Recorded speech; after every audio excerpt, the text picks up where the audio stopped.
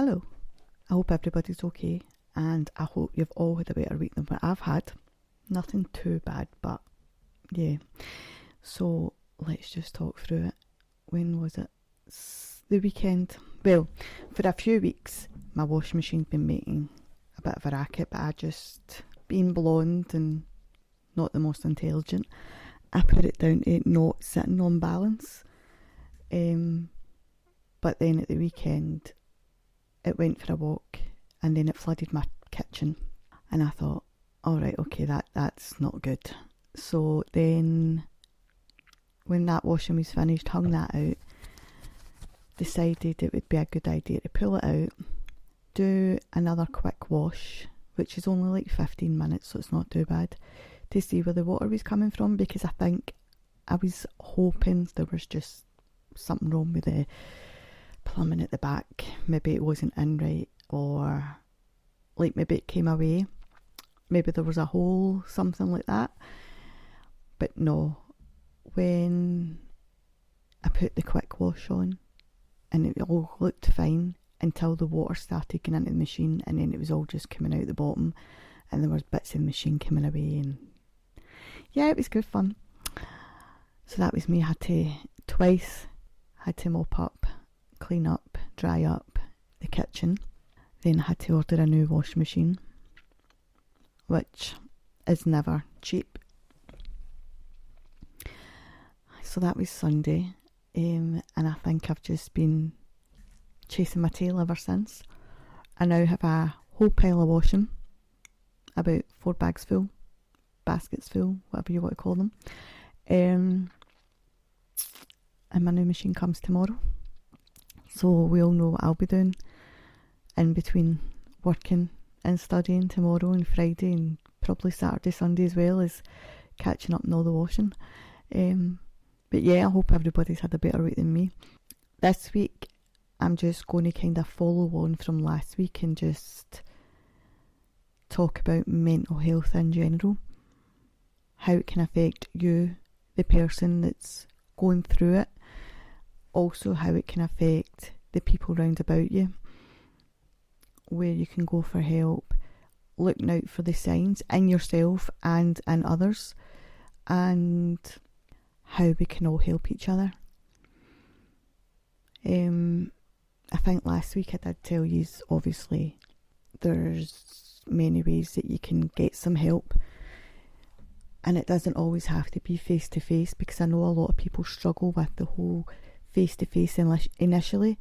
A big part of people not wanting to talk is seeing the reaction maybe on people's faces, thinking they're being judged, which if somebody's in the right job, and which most of us are that work in mental health, we do it for the reason, we do it because we want to help people. A lot of us have also been through our own journey, or still going through our own journey. We will continue to go through our own journey for however long we're here, or however long it continues for. And we want to help people because we know how it feels, which means that we know how you feel. We know how hard it is for you to ask for help. We know the signs, depending obviously if you're going through the same journey as us, because everybody's signs will be different. They may be similar. It will depend whereabouts on the mental health spectrum, if you want to call it that, you are, because obviously we know there is so many different diagnoses out there. But yeah, back to asking for help. You don't always have to be face to face with somebody. If you want to phone your GP initially to get an appointment, because that may be somebody that you trust because you maybe know them for a while, then you don't have to go for a face-to-face appointment when you phone up, because the whole GP system's also changed now since the whole COVID situation. So you can choose whether you want a phone consultation with your GP or whether you want a face-to-face. And if you feel more comfortable saying over the phone, you ask for a phone consultation. They may ask you to come down for a face-to-face after that, but you've got that scary part over with. You've got that initial bit out there. You've told them how you're feeling, so you've got that initial conversation, and then it's just continuing the conversation when you go and see them. If you already know, or you've already been through a kind of journey, you might be just asking to change medication, or to go back on medication, or to start medication, because we don't like to put people on medication straight away. We like to try and work through it, see where you are, see how long it's going to take, see how severe it is, because not everybody needs medication. Some people can go through it just by talking, by working through the issues, by seeing where, finding out a different outcome than going straight for medication. Me personally, when I first started my journey about 25 years ago, maybe, I first went to my GP. I was about 9 months to a year before I went on medication. That doesn't mean to say you're going to have to wait that long. That was just my personal preference. I wanted to try and work through it first. I now know when I need medication and when I don't, because I'm experienced in knowing the signs in myself. It's been a long time coming. But yeah, that's one option, is to go to a GP. Another option is you've got many charity phone lines out there, and they're there for the same reason. They obviously can only listen, potentially give you some advice. It's all, in a sense, off the record, because it's all confidential. They maybe don't keep files on everybody. And every time you phone, you would potentially speak to somebody different, which means that in that sense, that's maybe better off for one-offs when you're feeling really, really bad and your GP's maybe closed, or you can't get a hold of psychiatrists, psychologists, counsellors, CPNs, these sort of things. Like, a CPN is a community psychiatric nurse. So if you can't get a hold of these people, if it's out with their working hours, then that's when these phone lines are good. Or if they're busy and they can't speak to you and you need to speak to somebody urgently, again, that's when these phone lines are good. Then you've got maybe somebody that's already on their journey. So if you're already on your journey, you've spoke to your GP and you've already been referred and you've maybe had appointments.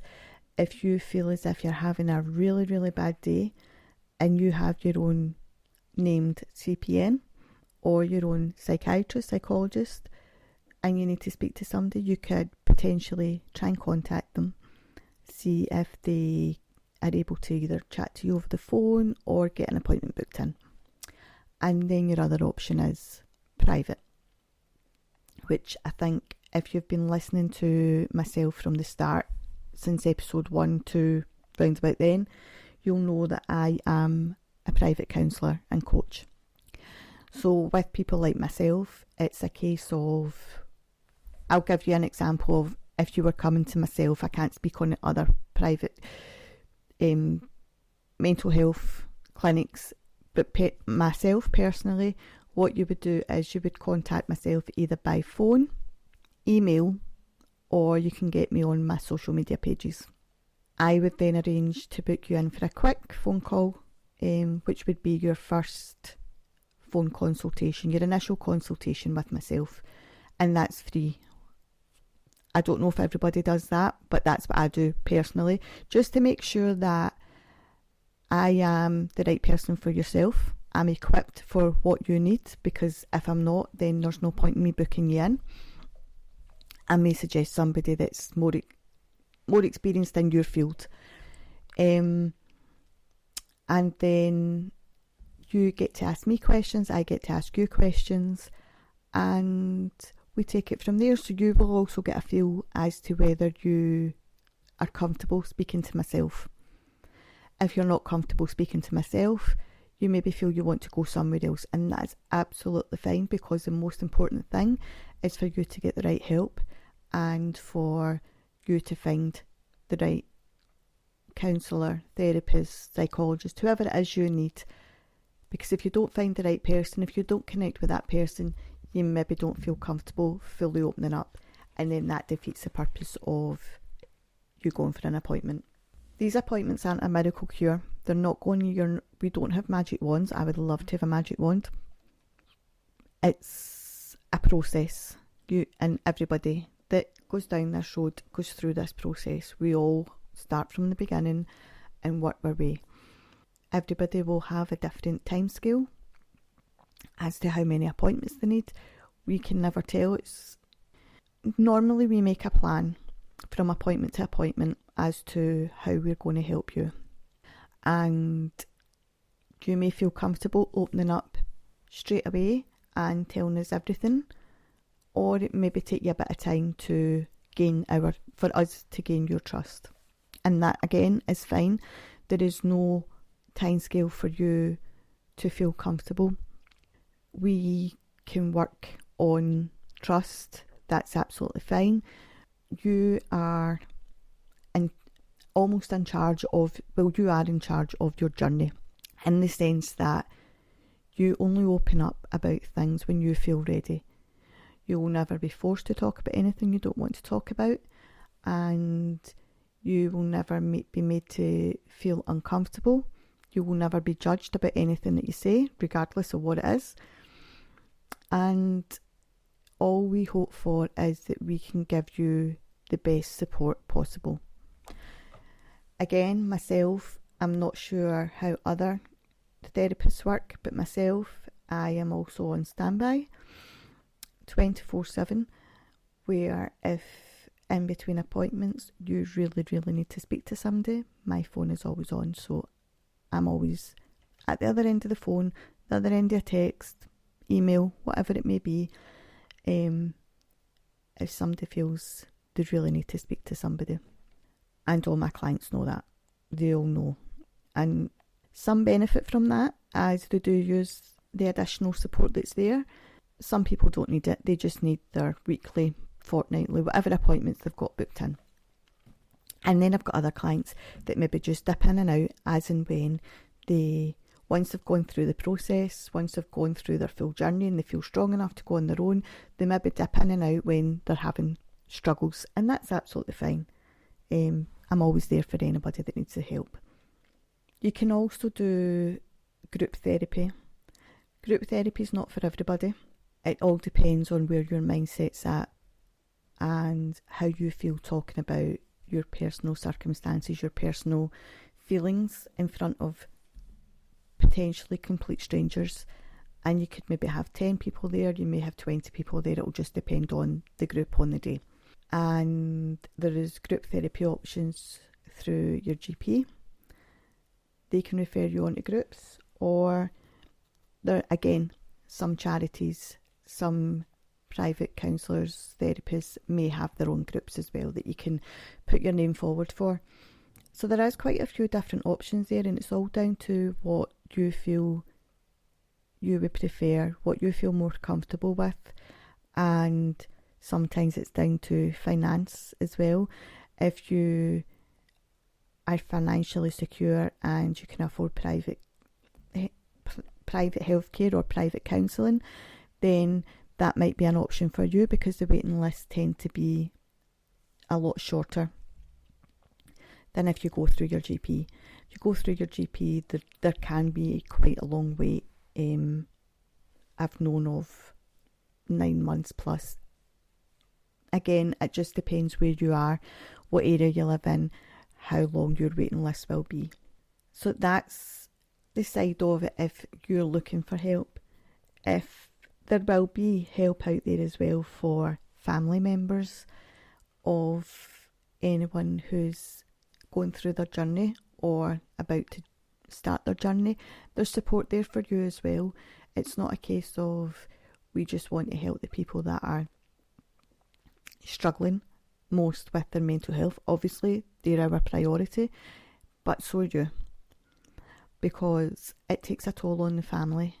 It takes a toll on the children, the partners, the wives, the mums, the dads, brothers, sisters, anybody in that person's life, it can take a toll on, because you want to help that person, but you don't know how to, and you feel as if everything you say is wrong. And every time you try and suggest something, they maybe snap at you, but they don't mean it.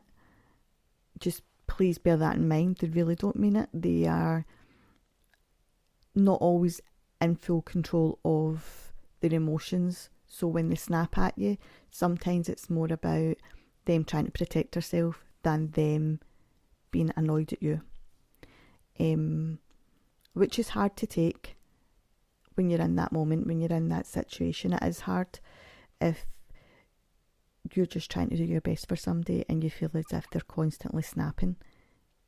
But try and take it with a pinch of salt, which again can be hard. If you are looking for help, again, you can contact your GP.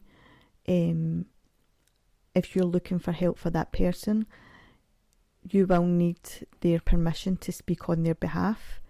It can be quite complicated, so it depends on how severe the situation is. So if you just feel as if the person that you care about the most, whether it be your child, your partner, whatever loved one that you're thinking about, if you feel as if they would benefit from some sort of medical intervention, some sort of help, support, whatever it may be, you can speak and ask for advice, but you won't be able to speak on their behalf until the professional has heard that you have permission to speak on their behalf, if that makes sense. But then you have the really extreme end of it, where a person is a danger to themselves or a danger to others. They're very out of character. And that doesn't mean that they are going to do anything, but they can come across as a danger. And it can be quite scary. And if you think that that person is in need of immediate attention, there are out of hours. You can phone out of hours community psychiatrists, things like that. They normally have what they call a crisis team, and they're on call 24/7, so they can come out anytime. And if they feel that that person needs immediate attention, immediate help within a hospital facility, then they will make those arrangements. You may have to sign papers if the person is not able to make decisions on their own. It might be next of kin has to do that, but you will be advised when they come out what the best sort of advice going forward would be. And then it's up to the family and everybody else to come together and see what they think is right as well. And remember, if you have any questions, do not hesitate to ask them. You're never going to know answers to things unless you ask questions, and no question in that situation is going to be deemed stupid. You might be too embarrassed to ask a question because you think that that professional would think that you should know the answer, or whatever reason, or think that it's a silly question to ask. No question silly if you're trying to help a loved one. No question silly if you don't know the answer. If you don't know the answer, you don't know the answer, and you're never going to find it out unless you ask a question. And yeah, we can look on the internet for answers and things, but we don't always get the right answer, so bear that in mind as well. When you're playing with Mr. Google, remember that sometimes you can get extreme answers that don't always fit your situation. Sometimes you can get completely wrong answers that are just nonsense. But if you don't know the answer, you're going to believe whatever you see in Google. So I would advise as much as possible to stay away from Mr. Google when it comes to sort of healthcare, unless you've got a little bit of knowledge and you can tell, you can sort of sift through the true and the false information. When it comes to starting your journey, again, everybody's going to start from a different point of view. So some people will start in the here and now and work backwards, because that's where they feel most comfortable talking about, because sometimes things in the past are too hard to talk about, or they can have a bit of a memory lapse where they forget about it and they have to sift through all these other memories before they get to that memory because they've locked it away for whatever reason. Some people will be at a point where they just genuinely can't talk straight away. It's almost like they are numbed to talking about anything. They don't know what to say, they don't know what's true, what's false, and they just need a bit of guidance before they get started. And then you've got people that it's maybe not necessarily something that's happened in their past. It could just be that this is part of their makeup, wherever they sit, whether it be schizophrenia or different things. So they maybe have different episodes, or they may have episodes here and then, and it might not even be in any kind of pattern. There may be a pattern to it, there may not. Again, everybody's different, but it's all about that person being able to look out for the signs. But there's going to be times where even they can't see the signs, so it's down to the loved ones, family, friends, to kind of spot signs, spot when things are changing. And the most common things are they become a bit of a recluse, so they don't like coming out the house, they don't answer the door, they don't answer the phone, they don't want to speak to anybody. Their personal hygiene kind of gets forgotten about. They maybe not eating properly. They may be eating, but just not eating the way they normally would, or they may stop eating altogether. Their sleep pattern may be out, so maybe they'll stay up all night and sleep all day. They may just sleep for a couple hours here and a couple hours there. Again, everybody's different. So these are just some of the most common things. Again, we said it at the start, their mood may change. They may be a bit more snappy, but then there's also another side to it where they are very hyper, so they're very excitable. And if that's out of character for somebody, it can be a sign. It's not always a sign. That doesn't always mean, that somebody is going through an episode. It can just, sometimes that's just the way some people are, and very excitable, and I would love to say I am, but probably unless I've got a couple of vodkas in me, then no, and I don't tend to have a couple of vodkas in me these days. But yeah, you've also got people that have addiction, and I'm only going to touch on this slightly because I'm hoping to talk about it with a couple of people in the next few weeks or so. I've got a couple of people that are supposed to be coming on to talk about addiction. They actually work in addiction. So when you talk about addiction, a lot of people automatically think drinking, drugs, or maybe just drugs. But there's a lot of other things. Addiction can be anything that you are overly obsessed with, overly doing, overly using, to an unhealthy point. So you can, of course, be addicted to drink, drugs. You can be addicted to food. You can be addicted to shopping. You can be addicted to gambling, which a lot of people will have heard that, maybe. You can be addicted to sex. You can be basically addicted to anything. So again, exercise can become an addiction.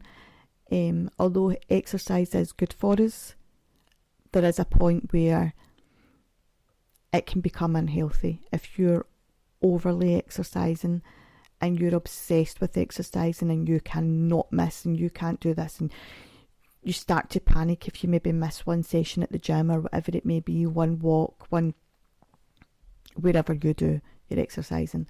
If you feel the panic set in, then you need to kind of maybe rein it in or look at different ways how you can combat that feeling. When it comes to being addicted to food, it can again work both ways. It doesn't mean that you're overeating. Normally when we talk about addiction, it's because somebody's doing too much of something. When it comes to addiction to do with food, which again we'll talk about later on in more depth in another episode, it can be you're so addicted to the amount of calories or the amount of fat or the amount of whatever you're taking in every day, where you don't eat enough. So you can have overeating and undereating when it comes to addiction to food, and obviously that goes down the route of eating disorders, which again, there's plenty. I would love to say there's plenty of help out there. There maybe isn't plenty, but there is help out there, and it's finding the right place to ask. And if you do have any questions about anything to do with mental health at all, please do not hesitate to contact myself and ask the question. If you would like me to point you in the right direction, contact myself. If you feel as if you want somebody to speak to, kind of off the record or in confidence, you can contact myself. If you email me at rebootyourthoughtspodcast@gmail.com, or if you send me a message on any of my social medias pages, I will get back to you and I can arrange a phone call, or we can talk via text, however you feel most comfortable. Just to let you know that my social media pages are on private at the minute. There is a reason for it, but they're only on private temporary, and hopefully within the next few weeks or so they'll be back to open. But that doesn't stop you from contacting myself. And if you do want to follow the page, you just send a wee follow, hit the follow button, and I'll accept you. And even if you're not following, you can still contact the page or email myself. But yeah, so that's some of the ways that you can get some help, or you can ask for help for others or for yourself if you are a family member. We never forget about you. You're the one that's dealing with it 24/7. We maybe only deal with it 1 hour a week, or however long it is that we are seeing your loved one. When it comes to things like stress, they can show similar signs to depression, which is why one of the reasons why we don't always give medication straight away, because we like to see where you kind of fall on the chart. There's no point in giving you medication if it's just something that you're struggling with, and you can maybe be helped quite quickly. Some people will go through a journey for a long time, and some it may be only a wee blip for a few weeks, and it won't feel like a wee blip to you in that moment. I totally understand that, and I'm not trying to make it sound as if it's nothing. It's not. It's hard, and it's hard going through it. But yeah, if stress can show signs, the same similar signs as depression, where you get agitated, you're tired, you just don't feel yourself, and you maybe lose your appetite. But you can usually tell, because it maybe not affect your mood as in you feel low, you just feel agitated and can't get the answers and can't get. But again, we're here to help. Don't ever think just because it's only been a few days or stress or whatever else. Like with myself being both a therapist, counsellor and a coach, I can help with all these issues, and so can most people that work in the mental health field. So don't ever think that you don't matter either, because we're here to help everybody. Grief is another thing, and again, most of the things that we're going to talk about today, I'm only going to touch on them because I would love to in the future have an episode for each category.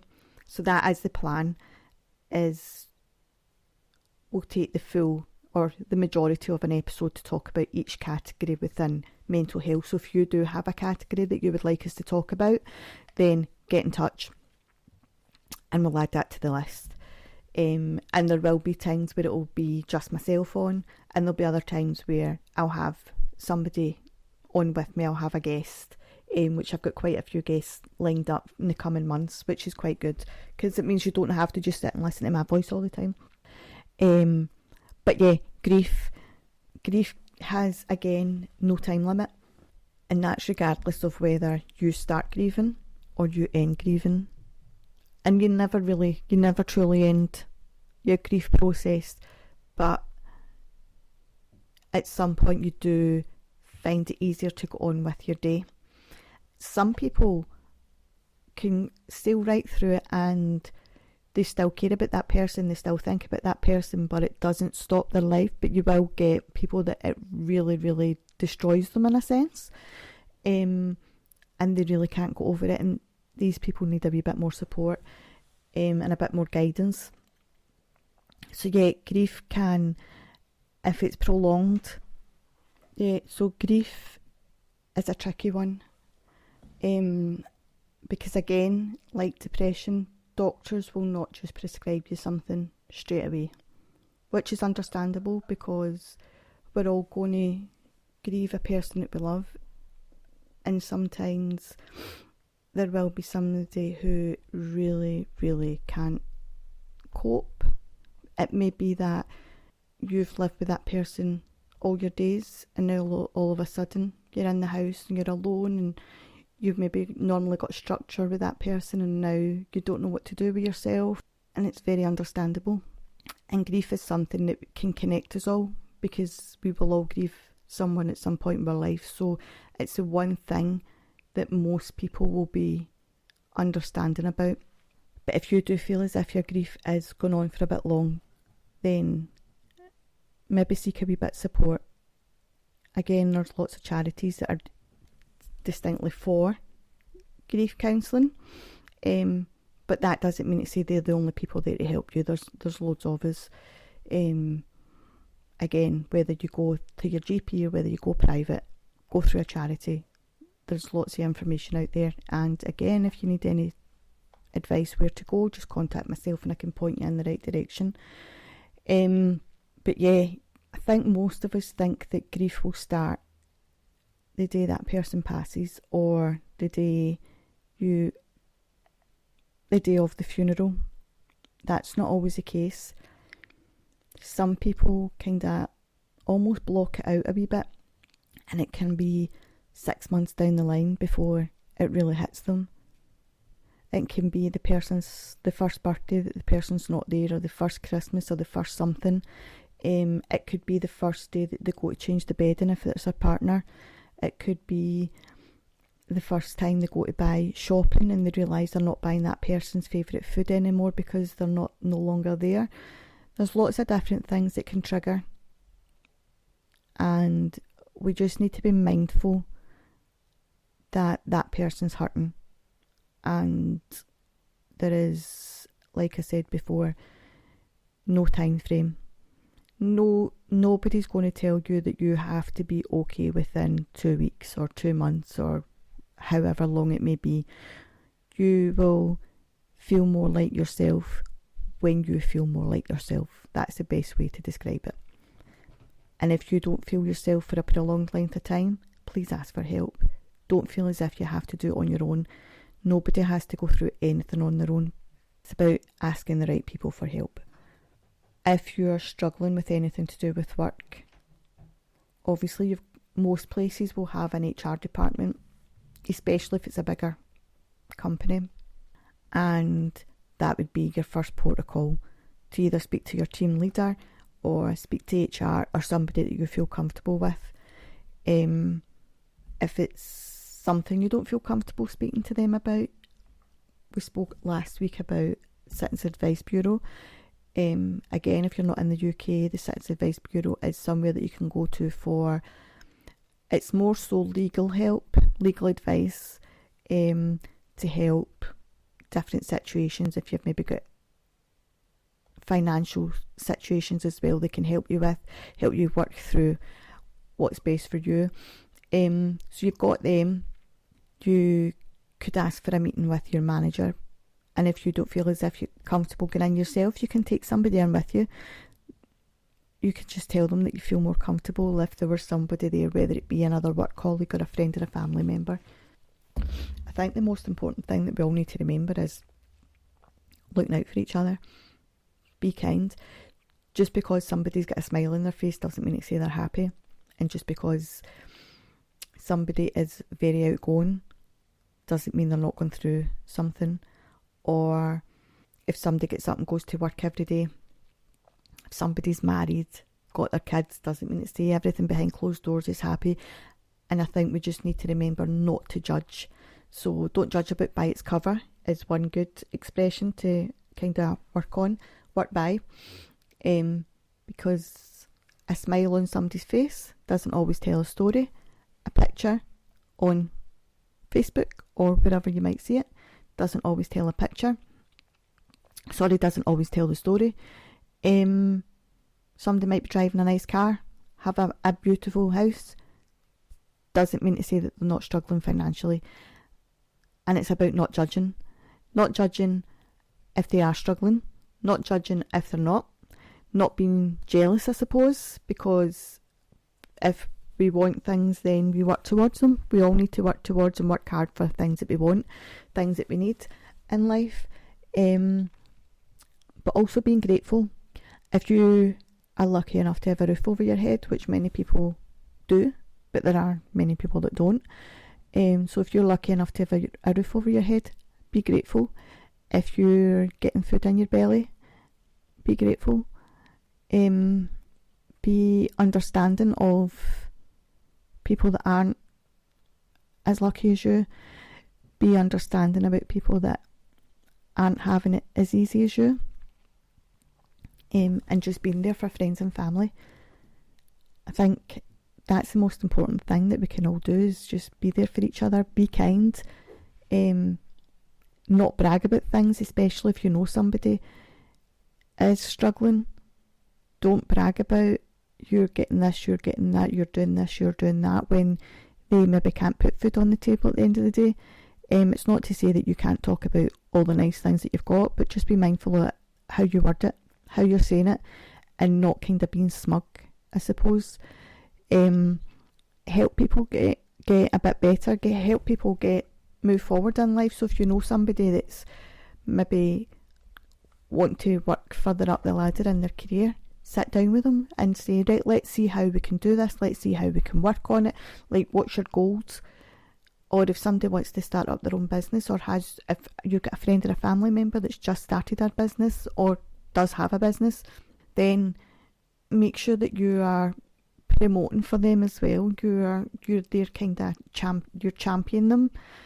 You are, I suppose, their cheerleader. Help them as much as possible. Help them get their name out there. Help them, support them in whatever way you can. And it doesn't always mean to say that you have to be spending money within their business to support them and get their help their business grow. You can be sharing social media posts. You can be, if you know somebody that maybe wants to, I don't know, go out for a family meal and you know a friend that's got a restaurant, you could be saying, oh, my friend's got this restaurant, blah blah blah. If you know somebody that's going to a wedding and they're looking for a beautiful outfit, and you know somebody that's got a boutique, then you can say, oh, my friend's got this shop. So that's a kind of idea. You don't always have to spend money to help friends and family's business grow. You can just point people in the right direction of their business, and that costs nothing. Costs nothing to be kind, costs nothing to support people, and it costs nothing to just be an ear or a shoulder. Yeah. We'll kind of move on. I think next week, well, over the next couple of weeks, I know last week I was trying to tell you what I'm going to be doing, and I wasn't 100% sure. I know I've got a couple of episodes the next week or so. I'm going to be recording with 2 or 3 different people for different episodes. So I've got trolling coming up and bullying. So if you do know anybody that's being bullied or trolled, and it can be at school, in the workplace, listen, bullying has, again, and trolling has no age limit on it. You might think that because you're an adult you would see it, but it can start off very small and grow arms and legs very quickly. And people are maybe embarrassed to tell you or scared to tell you. But if you can see somebody changing and you think they might be bullied, have a word with them. Get them to speak to the right people. Trolling and bullying, to be fair, is something that I'm very passionate about, and anybody that's close to me will know that. And it's not particularly because of anything that I've gone through myself necessarily, but things that I've seen and things that maybe past, present, future clients of mine have gone through as well. Bullying can come in lots of different ways. So you've got, we tend to hear more about bullying when it comes to children at school, but it can happen in the workplace, it can happen in your own house, it can happen within your own friendship circle. If you think somebody's been bullied or trolled, again, try and help them as much as possible. I will talk about that more in depth. That's either going to be next week or the week after. I'm not 100%. I've got somebody coming on to talk about their own mental health journey. They are similar to myself, gone through a journey for however long. Now they're in the process of training to help, so they'll be coming on. They're so lovely and a bit of a comedian, which is actually quite common when it comes to mental health. You get a lot of people that kind of go into this artsy side of it, so whether it be comedy, acting, singing, drawing, making things, because it helps the thought process. So I've got that coming up. I've got a couple of episodes, so there's going to be one episode solely based on being female, and about, it's going to be from birth right up until sort of old age, if you want to put it like that. So that'll be solely about female, and then the following week I will do one that is solely about being male, and again it'll be from birth until old age, and I just want to show the different sides of what we expect or what is expected of a female or a male, and how it makes them feel, the pressure on them for different things, or points in their life where maybe they want to do something but they're scared to do it because of potential reaction. There's different things. I've not fully wrote that one out yet, but yes, so there'll be one that'll be a full episode on being female and a full episode of being male. There's an episode coming up about weight journeys, whether it be gaining weight, losing weight, different ways to do each, when it becomes out of control. So we'll be doing that one. There will be, like I said earlier on, a full episode regarding addiction. That's coming up in the coming weeks, maybe within the next 2 months anyway, hopefully, which actually won't be that long because this podcast has now been going for 2 months. This is episode 8, which I can't believe. So that'll come before we know it. But yeah, there's quite a few things that I've got listed that are coming up. I don't want to give it all away just now. And the episodes about trolling might give you a little insight as to how you can protect yourself, the signs to look out for, and something that I might be trying to work on to combat trolling and bullying. If you can think of different ways that we could maybe combat it together, get in touch. I've already kind of started looking into it, but yeah, it definitely is something of interest, and I think once you have kids you think about these things a lot more. Also, we see it, everybody, it doesn't matter who you are, we all see it on a semi-regular basis or a regular basis. Like, the internet is good when it's good. When it is bad, it is awful. And social media is the same. It can be really good at bringing people together, but at the same time, it can be disastrous when the wrong people are on there and they think they can hide behind a computer, or they can hide behind their phone, or they can do whatever, and they think they can just say and do as they please, and there's going to be no repercussions. but let's just see whether that's true or not. We'll leave it at that. I'm trying to think if I've got any funny stories to tell you this week. Oh, yeah. So I was doing my garden yesterday. Anybody that knows me knows I have 3 fears: mice, rats and sheep. I live quite near a lot of farms, so I hear and see sheep every day, and my youngest son's constantly laughing at me and saying, "Hi, you're going to wake up one morning and there's going to be a sheep looking in the window." I mean, I don't particularly find that funny, but hey ho, it is what it is. But yeah, yesterday I was doing the garden and I had the strimmer out and I was trimming the grass and I could just see something at the corner of my eye. And when I say I nearly had a heart attack, I know I'm dramatic. You all know I'm dramatic now, but I nearly had a heart attack. So that way your heart starts going 10 to the dozen and you start sweating, and I was kind of scared to turn round and look. Oh, it's a wee baby frog. I took a photo and a video, so I'll put them up on social media just before, round about when this is going out. I'll put that up on social media for you to have a look at. You'll see how tiny it was. But to say I was terrified. And I was phoning people and I was texting people and I was sending out SOS and help, and everybody just laughed at me. So my youngest son came back and told me I was embarrassing. My oldest son completely ignored me. My dad told me to put water out for it. My brother told me he's got one in his garden as well, or garage. And my friend laughed and said, "Oh, look at the size, it's cute." Where in any of that did anybody offer to help me? Because I didn't see any help. Nobody came. And one of the things I was scared of was splatting it.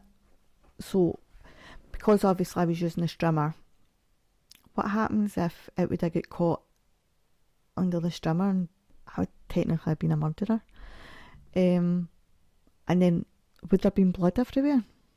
Oh, that was one of the other things. One of my friends said, "Phone your mum and see if she wants frog's legs for dinner." I don't see why everybody finds this hilarious, that I'm terrified of all these wee tiny things, but yeah. So now I'm scared to pick up any of the grass. No, I have picked it up, but there is still a bundle I still need to put in the bin, which has got compost under it. I'm scared to pick it up, so I need to pick it up with a spade, shovel, whatever you call it. What happens if the frog is still in amongst it and it jumps out and lands in my face? Would that happen? So I've not finished my garden, is the moral of that story, and I'm scared to. What else am I going to find? Because where I live, there is a lot of like fox. There's, like I said, we've got farms quite nearby, so there's like sheep, cows, all that sort of thing, which is another thing that the sheep kind of go AWOL every now and again. They do a runner. There was a post on social media a few months, well, in fact I think it might have been last year, it's happened quite a few times actually, of the sheep just casually walking past Asda. I'm not sure if they're going to find their pals. But yeah, that's my semi-funny story. You might find it funny. I did not at the time. But there's not an awful lot this week. Just purely because I wanted to touch on what we were talking about last week. I just felt as if we needed to just reiterate it, remind people that you're not the only person that's going to ask for help, so don't feel as if people are going to judge you or laugh at you or anything like that. Like, we all need help at some point in our life. We all need to ask for help. We all need to help others. Like, somebody might help you just now, and then 6 months' time you might be able to pay back that by helping them in some way. And it's not always about helping in the same way. They might need help decorating their house, or it's just being there for each other as a whole, regardless of what it is. If it's a listening ear, listen if you've got 5-10 minutes. If it's maybe somebody needs to go and buy something heavy from the shop and you've got time to take them, you could maybe take them if you've got a car. Or maybe you're good at DIY and the person isn't, which would be me. I can't paint without getting it on the carpet and getting more paint on me than on the walls. I've got shelves that are waiting to get put up, so I'm trying to talk my son into doing that. But yeah, just always being there for each other, helping each other as much as possible, letting people know that you are their champion, you are their supporter, you're all there together. It's like kind of creating a network, isn't it? Whether it be friends or family. And me and my best friend, well, one of my best friends, because I've got two, we always say that we definitely, both of us, we have very similar lives and very similar, don't know how to say it without offending anybody, kind of upbringings and different things. We definitely don't speak to all our family, both of us. We have now got to a point where we choose who we have in our life. Just because somebody's blood does not mean to say that they have to be in your life. If somebody who is a family member is causing you pain or creating any kind of negative effect on your life or in your family, you choose whether you want to continue having that person in your life. Family is what you make it. You can make your own family. You're born into a family, but as you get older, you can create your own family, make your own family. So we are very much of we are building our own family, and there may be more friends than blood, and that's okay. As long as you're happy and you're loved and you love the people that are around about you, that's all that matters. So I'm going to leave you on that little note. Be mindful of who's in your life, be mindful of who's around about you, how you can help each other. Ask for help if you need it. Ask somebody if they're looking for help or need help or support, and say it in a mindful way. Don't kind of be abrupt about it, I suppose, but you don't have to tiptoe around about them either. And if you do want to speak about anything confidentially, you can contact myself. Again, my email is rebootyourthoughtspodcast@gmail.com, or you can get me on any of the socials and I will get back to you ASAP. And have a wee look out for my frog picture and video. It will be up on Wednesday night. Take care, and I will be back next week. Bye.